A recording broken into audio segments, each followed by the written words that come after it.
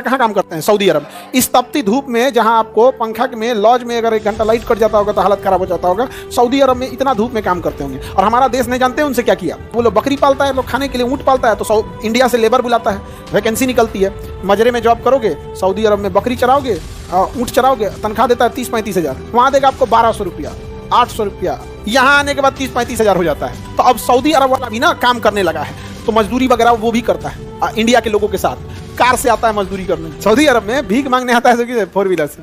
Saudi अरब में जाके 4 करोड़ की गाड़ी है, रोल्स रॉय भाड़ा पे चलती है, टैक्सी में चलाता है, हाथ दे के रोकवाता है, टैक्सी, यस सर। अब यहाँ पे ना सरकार को लगा कि पेट्रोल खत्म हो जाएगा, सोना खत्म हो जाएगा, तो हमारी जनसंख्या क्या करे, संख्या है नहीं कोई दिक्कत, और सोने का विशाल भंडार है, सोना का, सोना बताइए, हम लोग यहाँ जमीन खोदिए दारू का बोतल निकले, यहाँ पे क्या है? सोना।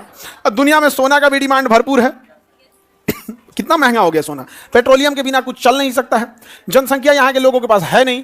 अब यहाँ पे ना सरकार को लगा कि पेट्रोल खत्म हो जाएगा, सोना खत्म हो जाएगा, तो हमारी जनसंख्या क्या करेगी। तो इन्होंने कहा कि भाई अब अपनी जनसंख्या को भी काम सिखाओ। तो अब सऊदी अरब वाला भी ना काम करने लगा है, तो मजदूरी वगैरह वो भी करता है इंडिया के लोगों के साथ, कार से आता है मजदूरी करने, वहाँ भीख मांगने आता है 4 व्हीलर से। सऊदी अरब में भीख मांगने आता है 4 व्हीलर से। सऊदी अरब में जाके 4 करोड़ की गाड़ी है, रोल्स रॉय भाड़ा पे चलती है, टैक्सी में चलाता है, हाथ दे के रोकवाता है, टैक्सी, यस सर, हाँ चलना है। जनसंख्या ही नहीं है वहाँ पे, तो ये प्रॉब्लम है। आज भी हम लोग की इकोनॉमी बहुत बड़ी है, बट प्रॉब्लम क्या है? जनसंख्या में भी क्या है, अब जो पैसा है वो डेवलपमेंट में खर्च होना चाहिए, तो चावल भात दाल गेहूं बांटने में खर्च हो जाता है। तो ये बहुत बड़ा समस्या है यहाँ पे। और उन लोगों के पास सोचिए, हम लोग के पास तो लाख संसाधन है, पानी है, खेती है, हर टाइप का मौसम है। अब कल्पना करो अरब वालों को क्या बीतता होगा, खाली रेगिस्तान है बस। अब लेकिन जनसंख्या कम है, अब वो लोग बकरी पालता है, लोग खाने के लिए ऊँट पालता है, तो इंडिया से लेबर बुलाता है, वैकेंसी निकलती है, मजरे में जॉब करोगे, सऊदी अरब में बकरी चराओगे, ऊँट चराओगे, तनख्वाह देता है 30-35 हज़ार, यहाँ से जाएंगे तो वहाँ 30-35 हज़ार नहीं देता है, वहाँ देगा आपको 1200 रुपया, 800 रुपया, यहाँ आने के बाद 30-35 हज़ार हो जाता है। हाँ रियाल देता है, यहाँ आने के बाद हो जाता है, तो ज़्यादा पैसा नहीं देता है, लेकिन यह देता है। अब आप वहाँ बकरी चराइए, ऊँट चराइए, मेसन लाइन का काम करना है तो जोड़ाई वगैरह कीजिए, वेल्डिंग कीजिए, क्योंकि जनसंख्या है नहीं। और वहाँ की जनसंख्या के वहाँ के मजदूरों से काम कराएंगे तो उनको तब 1000 रियाल पे तो काम नहीं करा सकते हैं, उसको ज़्यादा देना पड़ेगा। इसलिए हमारे यहाँ से बहुत सारे वर्कर कहाँ काम करते हैं? सऊदी अरब। इस तपती धूप में जहाँ आपको पंखा में लॉज में अगर 1 घंटा लाइट कट जाता होगा तो हालत खराब हो जाता होगा, सऊदी अरब में इतना धूप में काम करते होंगे। और हमारा देश नहीं जानते उनसे क्या किया। हमारे यहाँ से 55 लाख लोग अरब देश में काम कर रहे हैं, जहाँ से बिना भारत सरकार का कुछ भी किए यहाँ सीधे पैसा भेजते हैं भारत में, सीधा पैसा। और भारत सरकार के पास विदेशी मुद्रा का भंडार भर गया है। दुनिया में सबसे ज्यादा अगर कोई मजदूर कमा के पूरी दुनिया में पैसा भेजता है तो भारत में, पूरी दुनिया में। और हमारे सरकार उन्हें वोट डालने का अधिकार नहीं देती है।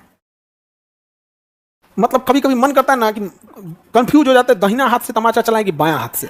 अरे भाई कभी मैं दोनों हाथ से मारे। भाई आज दुनिया टेक्नोलॉजी कहाँ चली गई है। उस व्यक्ति को बाई पोस्ट आप क्या कर दीजिए, उसका मंगा लीजिए, राजदूतावास है, एम्बेसी है, वहां आप ईवीएम मशीन लगा दीजिए। हर देश में गया है तो दूतावास है कि नहीं है, तो आप जहां जहां जाते हैं उस देश में 3-4 जगह एम्बेसी लगा दीजिए, वोटिंग मशीन लगा दीजिए, वो कम से कम वोट तो दे दे। अरे हमसे बेहतर नागरिक हैं वो लोग। अगर तुलना करेंगे हम में और सऊदी अरब में या ओमान में, विदेश में, गल्फ कंट्री में जो मजदूर काम कर रहा है, तो हम में और उसमें ज्यादा बेहतर नागरिक वो मजदूर है।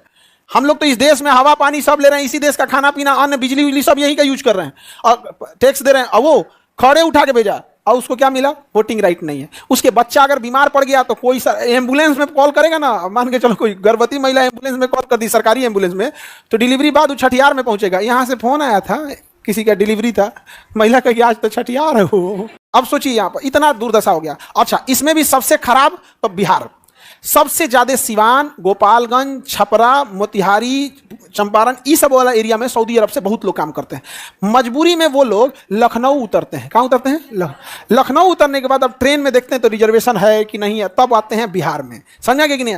धिक्कार है इन लोगों को कि कोई इंटरनेशनल एयरपोर्ट नहीं बना सके। और बेशर्मो जयप्रकाश नारायण एयरपोर्ट वहाँ के अगवा लिख ले इंटरनेशनल एयरपोर्ट। रे बेशर्म कहीं का, बेशर्मी का हद होता है। जब तुम्हारे यहाँ से फ्लाइट नहीं उड़ती है तो कितना बड़ा बेशर्म है।